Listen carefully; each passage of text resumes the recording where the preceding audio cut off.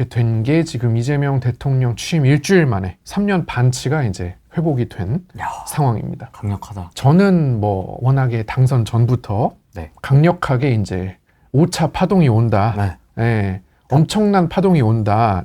이재명 대통령이 당선이 되기만 하면 외쳤었는데 많은 사람들이 일단 의구심을 품었었죠. 일단은 이재명이 왜 대통령이 되냐서부터 시작해서 네. 된다고 한들 이제 재판 받을 거다. 6월 18일에 네. 공선법 파기환송심 나면서 선거 다시 해야 된다라는 소리부터 네.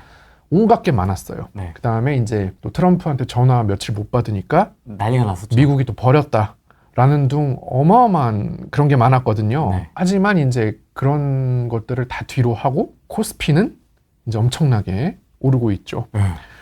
그래서 저는 주식을 굉장히 좋아하는 이유가 우리가 어떤 논쟁을 하면은 누가 맞았는지 틀렸는지를 단번에 알기가 사실 어렵습니다. 대선 토론도 그렇고 모든 토론이라는 게. 정량적으로 평가할 수 그렇죠. 없으니까. 이렇게 주장은 서로 하는데 누가 맞는 소리인지를 잘 모르고 아니면 한참 뒤에나 알 수 있어요. 밝혀지죠. 그렇죠. 늦게. 누가 옳은지. 근데 주식은 굉장히 선명하게 누가 옳았는지가 바로 숫자로 나와가지고 사실 굉장히 좀 저는 그런 게 좋아요.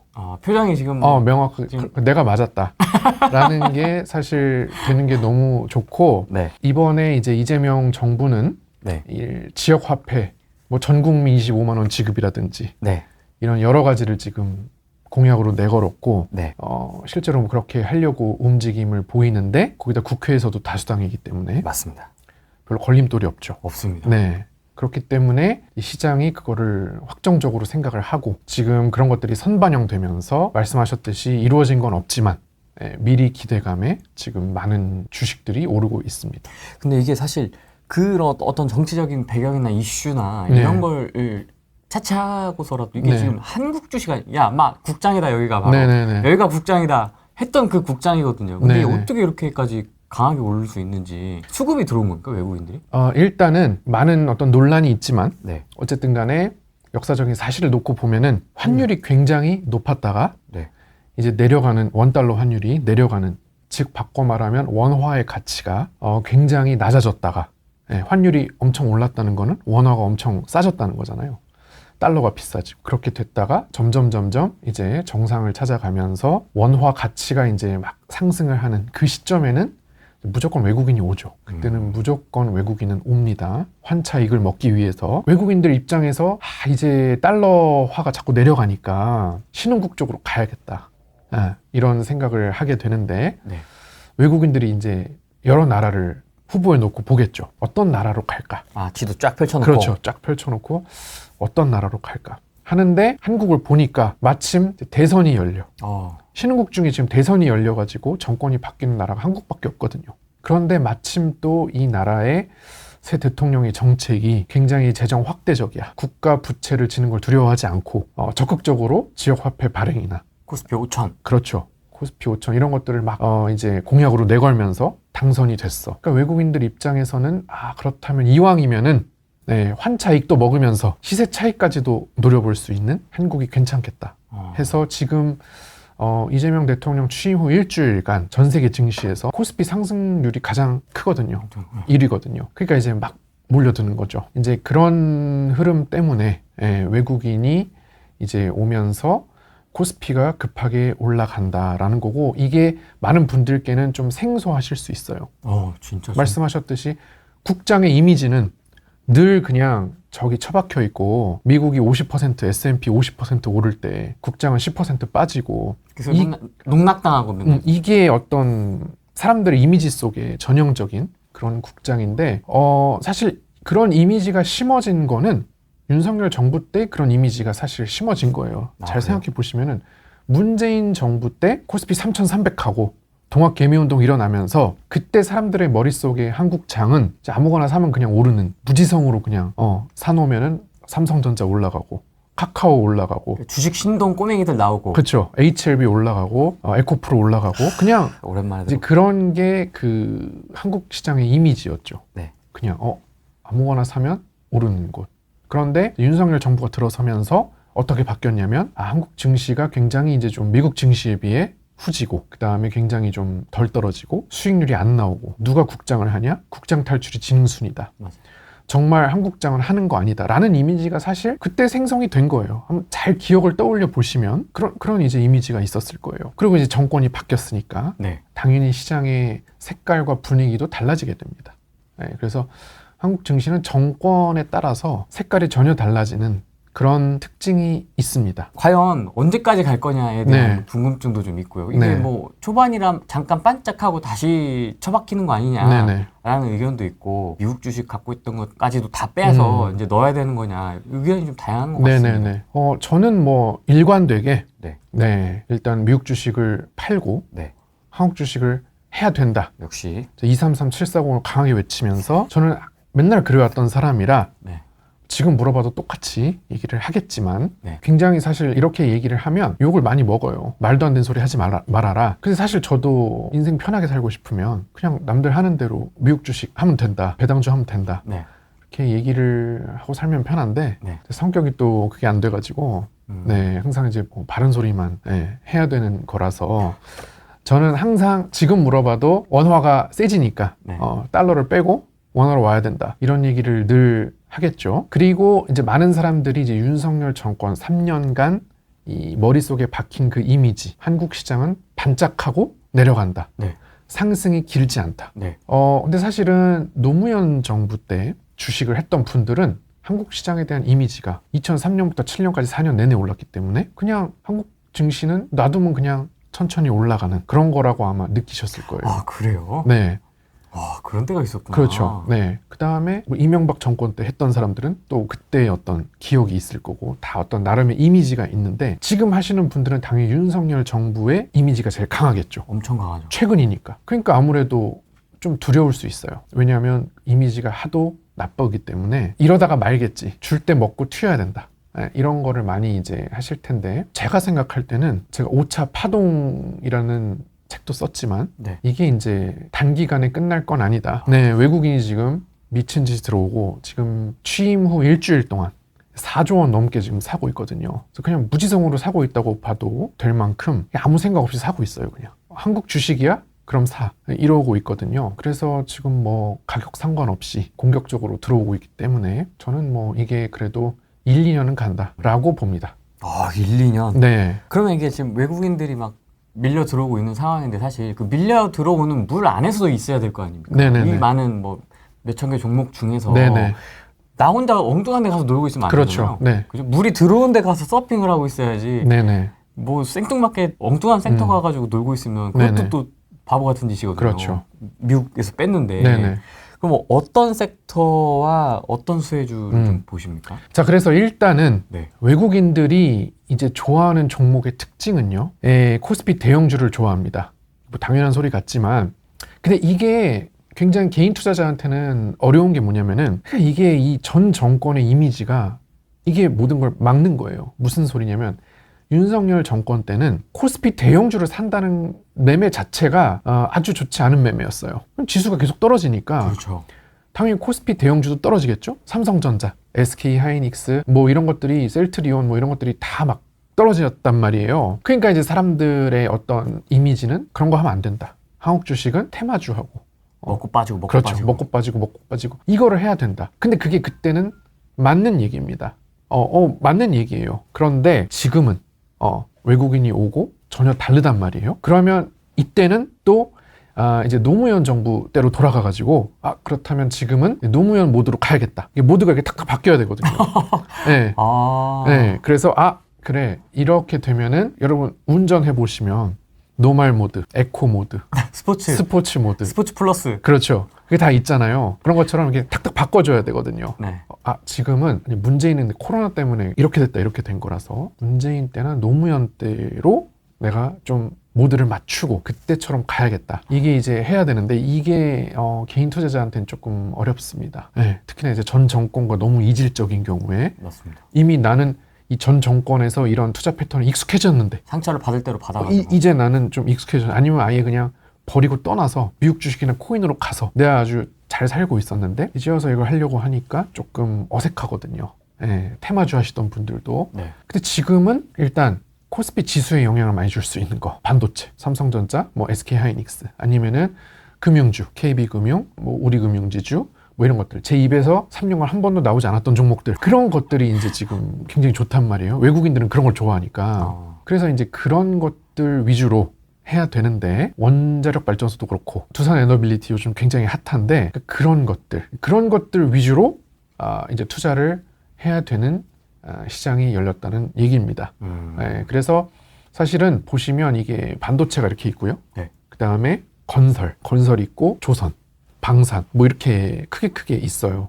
그런 것들 중에서 이제 막 반도체가 올라갈 때는 다른 게 좀 조용하고, 또 방산이 올라갈 때는 또 다른 게 조용하고 이렇게 되거든요. 그 움직임을 잘 관찰을 하면서 이게 테마주다 생각하고 그런 대형주들을 하는 게 가장 지금 상황에서 맞는 투자법이라고 생각합니다. 노무현 때를 떠올려야 된다. 나 윤석열을 떠올리면서 하면 안 되는 거구나. 그렇죠. 그래서 굉장히 좀 그러니까 개인 투자자들은 이미 그런 변화가 막 시작이 됐는데 모두 변경이 잘 안 되는 거예요. 안 되죠. 네. 항상 그 같은 패턴으로 투자를 해왔으니까 3년간 그리고 그렇게 하는데 어느 순간 약간 환경이 좀 바뀐 것 같아. 그런데 확신이 잘 없죠. 그렇기 때문에 야, 이미 바뀌었어. 여기서 뭐 하는 거야? 이렇게 누가 알려줘야 되는데 혼자 하다 보니까 혼자 판단을 해야 되니까 그런 것들을 상당히 좀 어려워하시는 것 같아요. 약간 부동산이랑도 좀 비슷한 맥락이 있긴 하네요. 부동산도 정책이나 규제가 정권별로 좀 다르다 보니까 그렇죠. 네. 어떨 때는 주택수를 쫙 펼치는 게 유리할 때가 있긴 했었거든요. 그때도 있었고 뭐 지방을 가도 유효할 때가 있었고 뭐 지금은 뭐 똘똘한 채나 신축이 또 뭐 이렇게 하는 경우도 있었고 그렇죠. 또 이제 조금 더 그게 지나면 숙성되면은 재개발 재건축까지 뭐 이렇게 쫙 뻗쳐 나가는데 약간 그런 느낌으로 그때 조금씩 모드를 바꿔나가는 게 좋겠다. 그렇죠. 그래서 한국 같은 경우는 이 정권에 따라서 딱 구별이 확실하게 되기 때문에 사실은 되게 쉽다고 저는 생각을 하고, 정권 초기가 가장 중요합니다. 정권 초기에 내가 이 정권의 방향과 얼마나 이걸 맞추느냐. 네. 싱크를. 그렇죠. 나의 싱크를 여기다가 맞추느냐. 지금이 딱 지금 취임한 지 얼마 안 됐기 때문에 맞추기 좋은 시점이죠.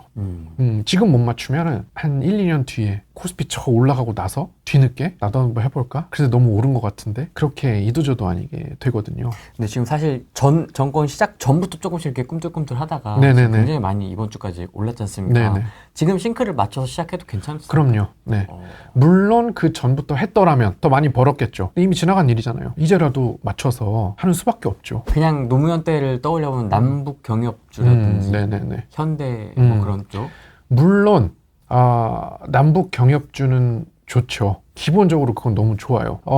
근데 이제 남북 경협주라고 하면은 사실 조금 테마주적인 성격이 강하잖아요. 네. JST나 뭐 이런 그런 뭐 일신석재, 이제 그 개성공단이 썼던 그런 기업들, 이제 뭐 좋은 사람들, 뭐 이런 테마주들, 그런 테마주들이 이제 많이 생각을 하실 텐데, 저는 만약에 지금이 굉장히 먹고 빠지는 시장, 외국인들이 잠깐 왔다가 단타로 치고 빠지는 시장이라면 그런 테마주를 조금 잘 해야 된다고 생각을 합니다. 네. 저도 테마주를 못하는 사람이 아니고 그쵸. 굉장히 이제 지난 3년간 테마주만 열심히 해서 했기 때문에 저는 테마주를 절대로 위험하다거나 멀리하는 사람이 아닙니다. 오히려 저는 테마주를 되게 좋아하지만 약간 이번 정권에서는 조금 더 좀 대형주 위주로 길게 가져가도 충분히 할 수 있지 않나, 그런 생각을 하고 있어요. 네, 물론 이게 뭐 언제까지나 가진 않겠지만 그래도 그런 장이 한번 왔을 때 한 번쯤 이렇게 하는 것도 괜찮지 않나. 어차피 테마주 갖고 이렇게 하는 거는 장이 나쁠 때 뭐 그렇게 될 때에도 얼마든지 계속 할 수 있는 거기 때문에, 그래서 지금은 약간 초보자들도 대형주 위주로 우리 다 들어봤고 아는 것들로 해봐도 좀 좋지 않겠나라는 생각이 있어가지고 좀 대중화될 수 있겠다. 왜냐면 테마주를 하면은 잘하시는 분들, 선수분들은 너무 잘하시죠. 그걸로 이제 엄청 돈도 많이 버시고 그런 게 확실히 있는데, 저도 테마주를 좋아하고 이렇게 잘하는 사람으로서, 근데 제가 너무 그 얘기를 이제 하면은 대중화의 걸림돌이더라고요.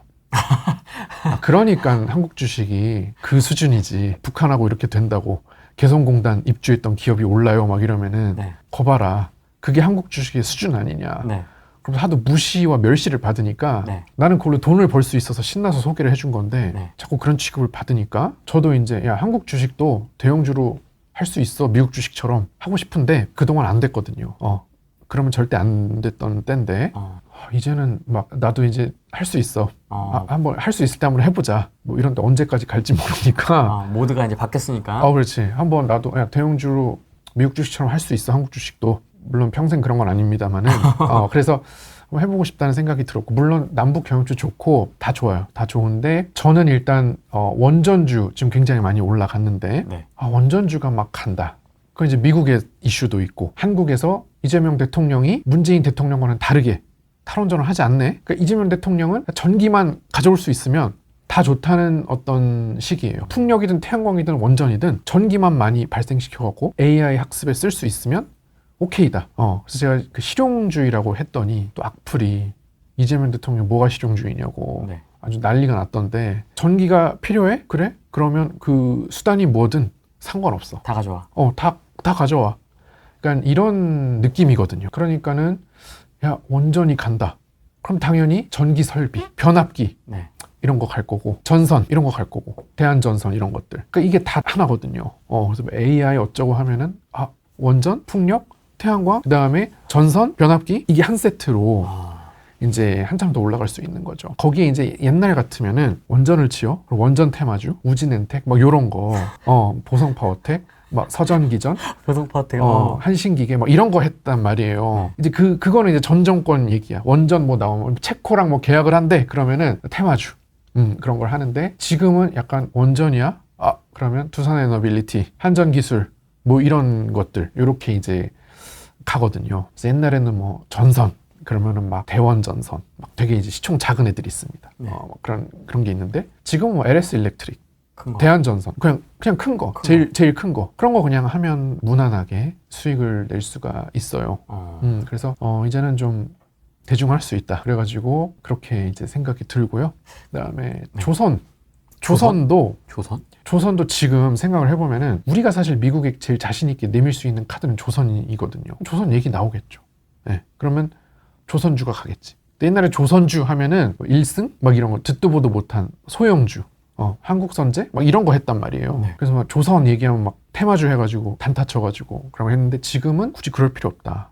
네. HD 한국조선해양 막 이런 것들 있죠. 큰 거. 큰 거 해도 다 수익을 낼 수 있어요.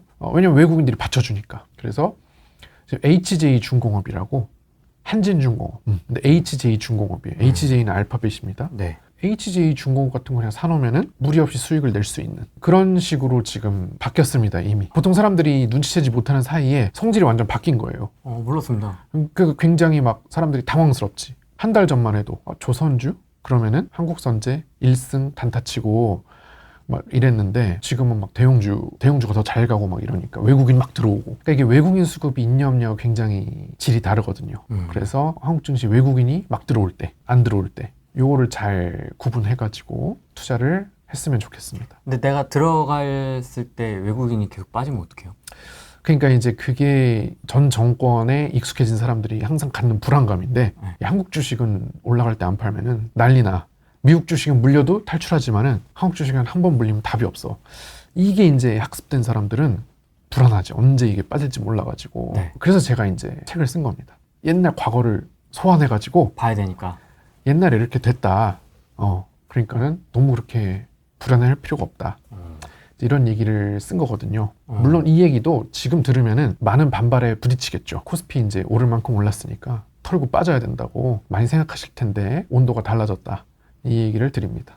아마 기술적 분석 좋아하시는 분들은 지금 종합 주가 지수에다가 차트 선 그어놓고 뭐 이 정도 터치하면 파세요 뭐 이렇게 할 것 같긴 해요. 너무 많이 올라서. 지금 뭐 그런 식으로 얘기하겠지. 이평선하고 이격도가 너무 벌어져가지고 저항선에 부딪히고 있으니까 이쯤에서 한번 정리하자 이런 얘기를 아마 하실 것 같습니다. 네. 근데 저는 별로 그렇게 보고 있질 않아서 제가 이제 연초부터 집값 오르니까 현대건설 사라 이런 얘기를 막 하고 돌아다녔었거든요. 그리고 그때가 한 3만 원대였는데 지금 7만 얼마거든요. 현대건설이. 그래서 집을 사지 말고 현대건설을 사.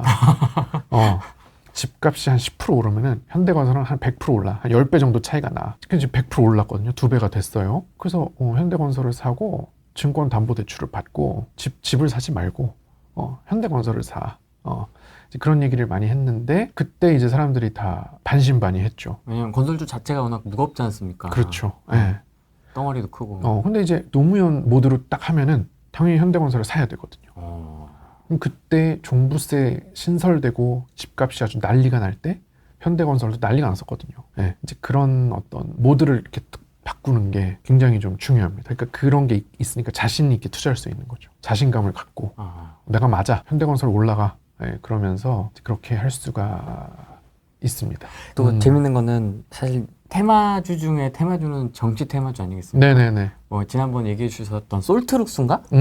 뭐 그것도 지금 뭐 계속 요동을 치면서 지금 그렇죠, 막 그렇죠. 올라갔다 내려갔다 막 하고 있는 것 같은데. 네네. 정치 테마주는 이제 끝난 겁니까? 어떻게 된 거죠? 자, 이게 또 정치 테마주는 또 별개예요.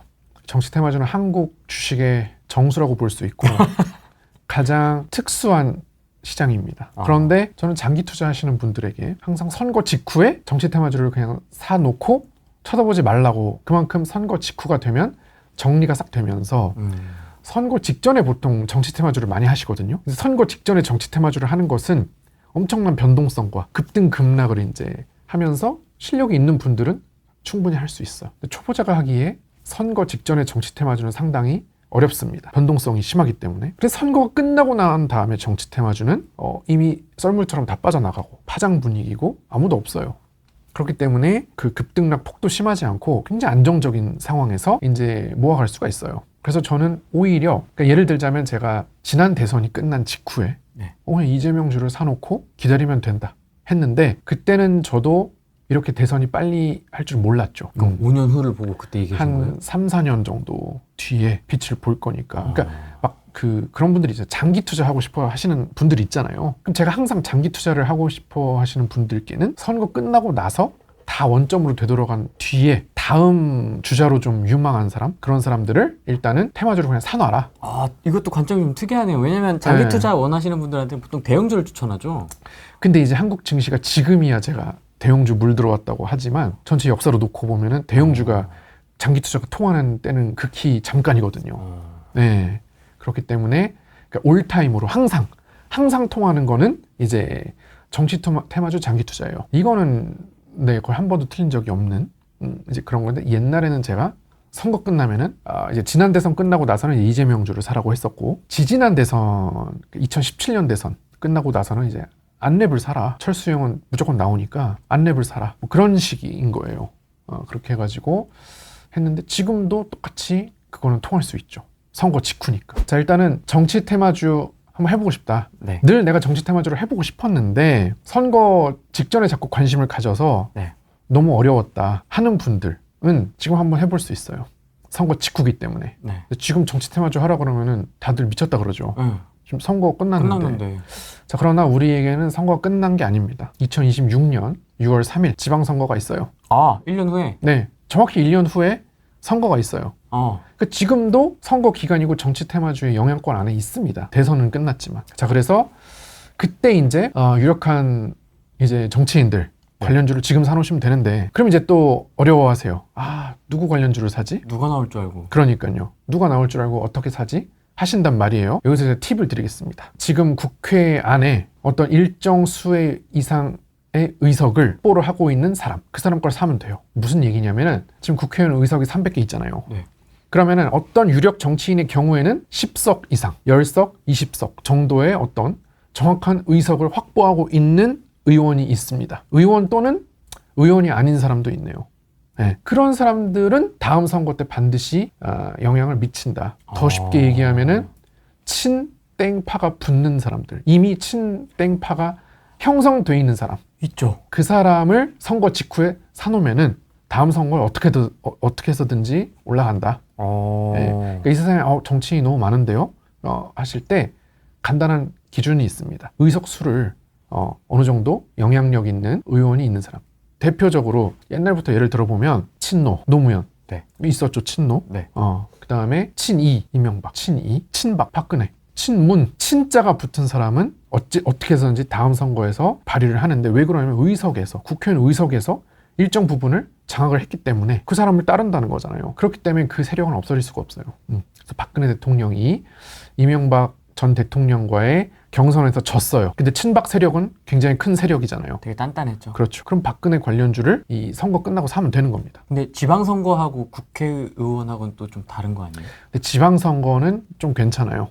왜냐면 서울시장이 걸려있기 때문에. 근데 총선은 사실 그 선거구가 너무 많아요. 너무 많아가지고 총선은 조금은 별로입니다만은 물론 대선이 최고고 대선 지나갔으니까 지방선거가 그 다음으로 괜찮습니다. 서울시장이나 이 걸려있기 때문에 그래도 괜찮아요. 그리고 또 경기도지사 출신이 대통령이 됐잖아요. 그래서 도지사 출신이나 이런 사람도 다음 대선에서 영향력을 발휘하기 때문에 괜찮습니다. 지방선거 나쁘지 않다. 그리고 뭐 어차피 대선 2030년 그때를 또 대비를 하려면 네. 반드시 지방선거를 지나가야 되기 때문에 굉장히 중요한 선거라고 할 수 있고요. 자, 그래서 한번 우리가 보면 지금 친땡파가 붙어있는 사람 별로 없습니다. 네, 별로 없어요. 문재인 대통령이 이제 박근혜 전 대통령과 붙어서 진 다음에 근데 친문계가 굉장히 컸잖아요. 그러니까는 그때 문재인 관련주를 사놓으면 다음 대선 때까지 무조건 올라가거든요. 그다음 지금 과연 친땡파가 누가 있느냐? 일단은 민주당을 보면은 센 거 순으로 이렇게 말씀하시는 거예요? 어떤 라인의 탄탄함? 사실은 그게 맞는데 지금 한번 잘 떠올려 보겠습니다. 그러면은 별로 없다는 걸 느끼실 텐데 왜냐면 민주당은 친 이재명파 말고 없잖아요. 친명파 말고 없습니다. 네, 없어요. 그래서 경선도 뭐 90% 득표율이 나왔고 친문은 거의 이제 소멸이죠. 일단은 민주당에는 친 이재명파밖에 없네. 그 반대되는 게 없네. 이제 이렇게 돼서 넘어가요. 친 누구파 생각나는 거 있으세요? 민주당에? 친 이재명 말고? 아니요, 다 괴멸됐죠. 그렇죠. 네, 거기는 이제 그렇게 됐고 국민의힘으로 넘어가면 양대 세력이 있죠. 친 한동훈이 있고 또 친윤이 있죠. 근데 친윤은 다음 선거에 못 나오잖아요. 지금 검찰 수사받고 재판받아야 되잖아요. 그러니까 친윤은 다음 선거에 못 나와. 그럼 유일하게 다음 선거에 이제 영향을 끼칠 수 있는 땡파는 한동훈이죠. 지금 한동훈밖에 없습니다. 국민의힘에서는 친한계 의원이 20명밖에 안 되긴 하지만 그것도 대단한 거죠. 지금 상황에서는. 그렇다면 한동훈 일단 한 명 꼽을 수가 있겠고요. 자, 그 다음에 그럼 그 두 당 말고 원내 3당 있습니다. 개혁신당. 아니죠. 원내 3당. 조국혁신당. 혁신당. 그렇죠. 자, 이제 조국혁신당은 원내 3당입니다. 네. 원내 3당은 또 교섭단체는 안 되지만 12석을 갖고 있어요. 무시할 수가 없는 수준인데 개혁신당이 3석이고요. 4배가 많습니다. 그래서 조국혁신당은 무시할 수가 없는데 네.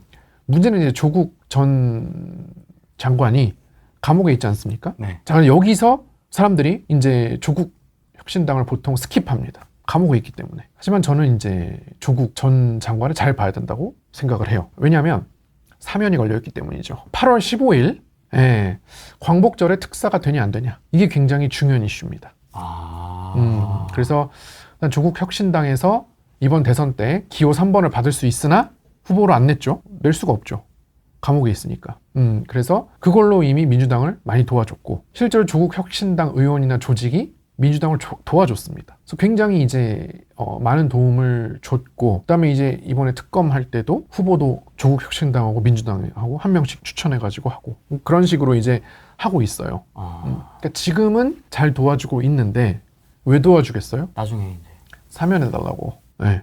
특사해달라는 기대감에 도와주는 거잖아요. 안 그러면 왜 남의 당을 도와줘요?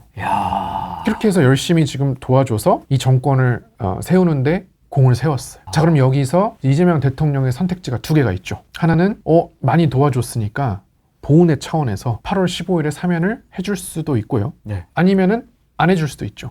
왜냐하면 형기도 많이 남았고 내년 12월까지 형기입니다. 한참 남았구나. 네.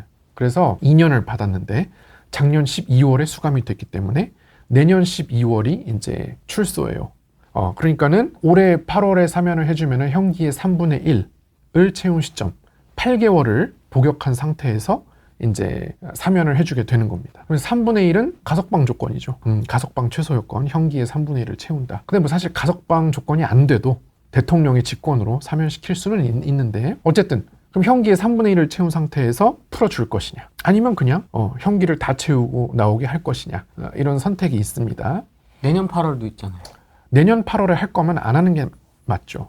내년 12월에 출소인데 내년 8월에 하면 너무 뒤늦게 해주는 거니까 사면을 해준다는 거는 그 효과가 극대화되는 거는 8월 15일에 바로 해줘야 효과가 나죠.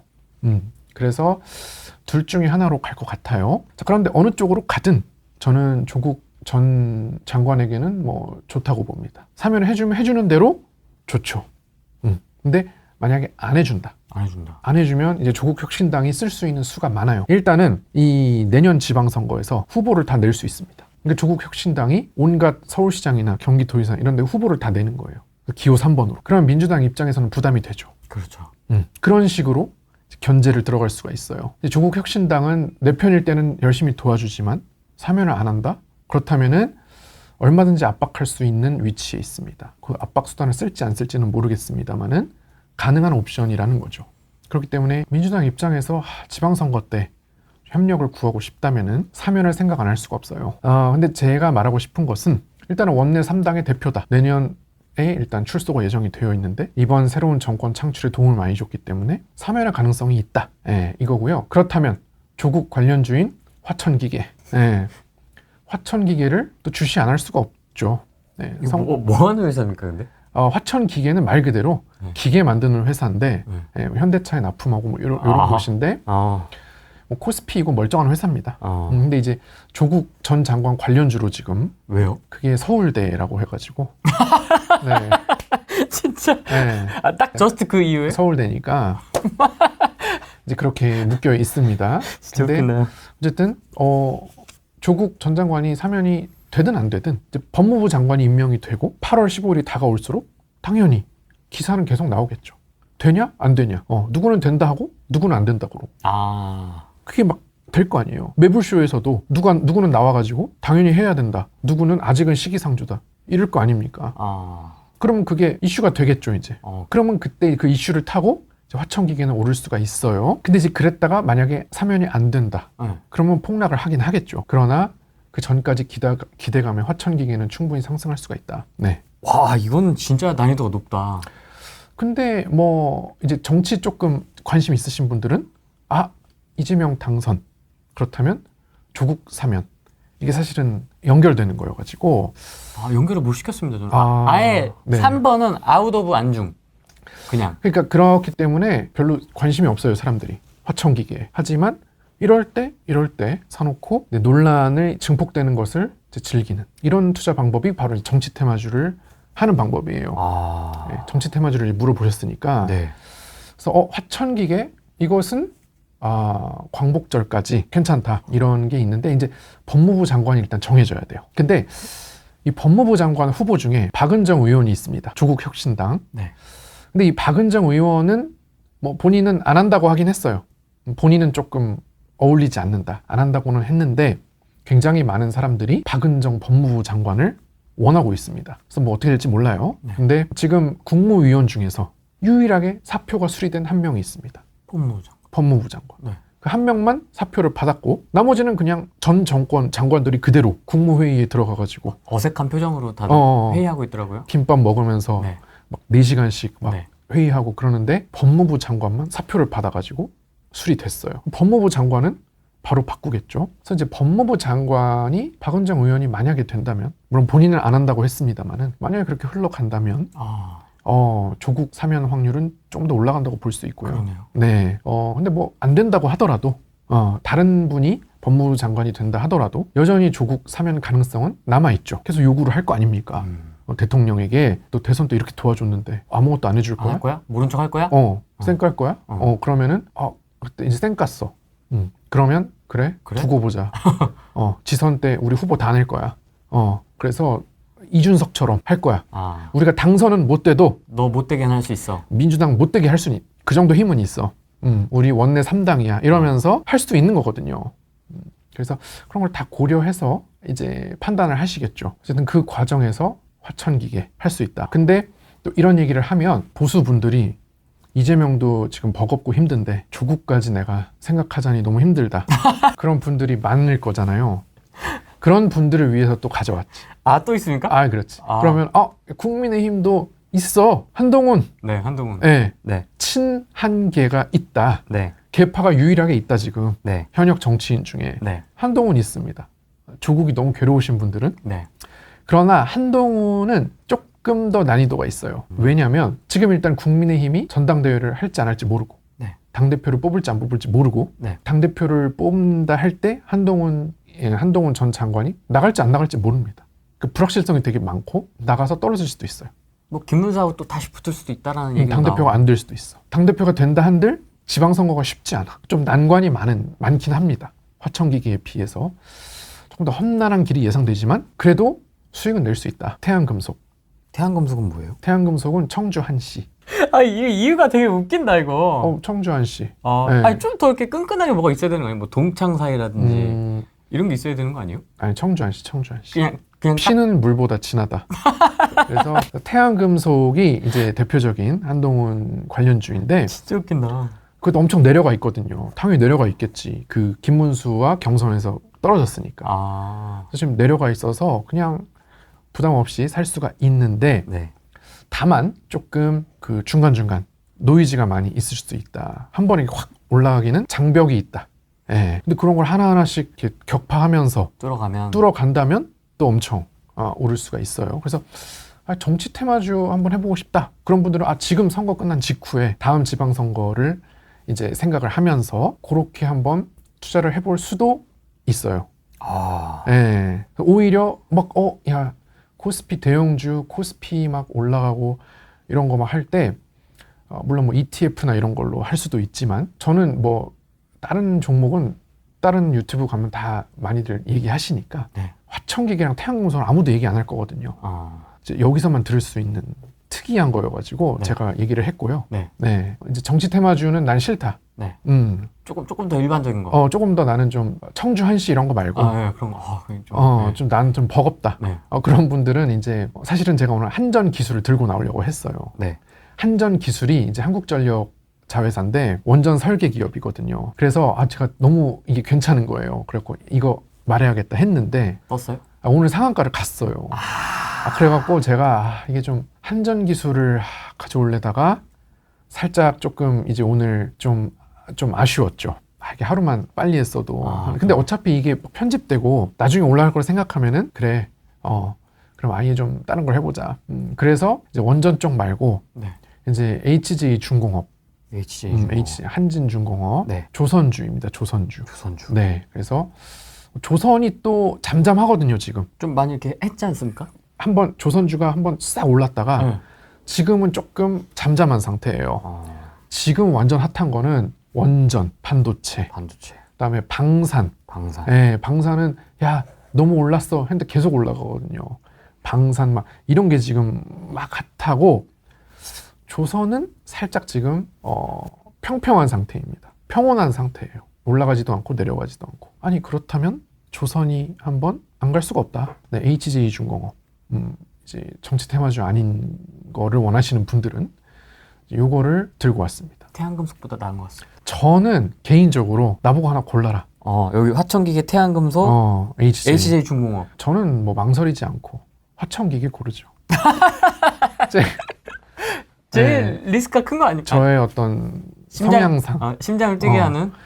근데 사실 그게 약간 좀 대중적이진 않으니까요. 네. 네. 화천기계. 조국 사면.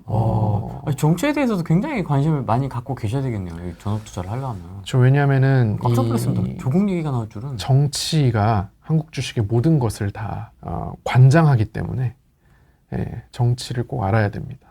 이게 개꿀이에요, 이게. 네네네. 사실 10만 원. 사실은 여기서 라이브 보시고 네. 쿠폰으로 이제 10만 원씩 할인 받아서 들어오신 분들이 또 잘 안 나가시더라고요. 이게 좋아요. 이거 쿠폰 사실 쿠폰 얘기를 들어야지. 지금 나와서 이런 거 제가 한 달에 한 번씩 하잖아요. 네.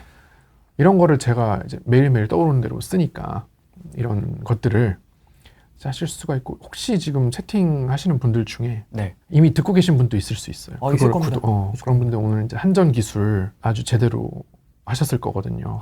네, 그래서 이제 그런 식으로 드리는 곳입니다. 그래서 혹시 궁금하다 하시면은 한 번쯤 하셔도 좋고 쿠폰 코드로 한번 해보시면 저렴한 가격으로 체험을 해보실 수 있을 거라고 생각을 하고요. 이게 또 좋은 게 지금 이런 후레니TV 이런 영상 늦잖아요. 그렇죠. 아무래도 라이브를 놓치거나 뭐 후레니TV 멤버십이 아니면 늦기 때문에 조금 시의성이 떨어지는데 그런 글은 바로바로 착착 올라가니까. 그렇죠. 네. 그다음에 또 얼마에서 얼마에 팔았는지 모르는 분들 있잖아요. 여기서 종목은 들었는데 언제 사라는 거야. 그렇죠. 네, 그것도 궁금하시면 거기 이제 다 가격이 적혀 있기 때문에 네, 참고를 하실 수가 있어요. 일단은 여러분들께 꼭 말씀드리고 싶은 것은 네. 아주 간단합니다. 자신감을 좀 되찾았으면 좋겠다. 네, 이제는 저번 그 지난 3년과 네. 분위기가 많이 달라졌다. 외국인이 오면서 이거에 대해서는 여러 사람의 해석이 갈릴 수 있어요. 외국인이 온다는 거에 대해서는 뭐 어떤 사람들은 야 북한하고 친하게 지낼 것 같으니까 전쟁 위험이 내려가서 환율이 내려가니까 외국인이 오는 거야 라고 설명할 수도 있고 네. 뭐 제각각일 겁니다. 하지만 원인은 분명치 않지만 분명한 것은 외국인이 오고 있다는 건 분명하잖아요. 어떤 이유에서건. 그치, 외국인이 이렇게 오고 있기 때문에 좀 자신감을 되찾을 수 있다. 그동안 이제 한국 주식 한다고 소외되었던 분들. 그래서 작년 같은 경우는 어디 나가서 말도 못했대요. 근데 한국 주식을 한다고 얘기를 하면 엄청 이제 무시를 하는 거예요. 미국 주식 하는 사람들이. 맞아요. 저기 어디 무슨 불가촉 천민 보듯이. 벌레 보듯이 봤어요. 벌레 보듯이. 아, 진짜로? 진짜로. 그래갖고 막 그랬는데 그런 거에 많이 좀 위축돼 있을 거거든요. 그리고 실제로 작년에 엄청 안 올랐잖아요. 떨어졌잖아요. 그 다른 나라 다 오르는데. 네.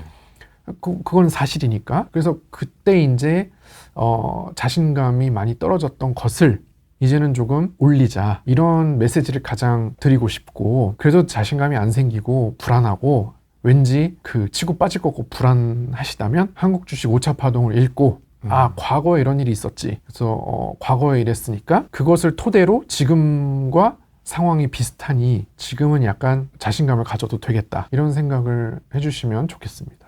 무료로 일단 맛보기 PDF가 있습니다. 네네네. 이거 깜빡했네. 이거 중요하네. 이거 PDF 여기 링크 클릭하시면은 카톡으로 날라온다고 합니다. PDF가 있었습니다. 요거 한번 읽어보시고. 네. 하시면 그래서 뭐 일단 이 책이 도대체 뭔 책인가 네. 궁금하시면 요약본 먼저 읽고 하셔도 되고요. 네. 사실 근데 요약본을 안 읽어도 네. 이 책은 좀 읽을 의의는 있어요. 왜냐면 뭐 그게 다 알고 있는 거라서 뭐 안 봐도 된다라고 하실 수도 있지만은 알고 있는 거랑 또 다르거든요. 그래서 그 책을 읽으면서 자신감과 나아가야 될 방향. 보통은 제가 보면 투자 실력이 있는데 자신감이 없는 분들이 있어요. 그러니까 종목을 잘 찾아. 근데 자신이 없어. 본인에 대해서. 그러면 막 100만 원, 200만 원밖에 안 넣어요. 그러면 10만 원, 20만 원 벌어요. 뛰어난 실력을 갖고 있는데. 그런 게 전 너무 안타깝더라고요. 그럴 수 있겠다. 근데 한국 주식은 사실 많이 좀 자신감이 떨어져 있기 때문에 그런 분들이 많아요.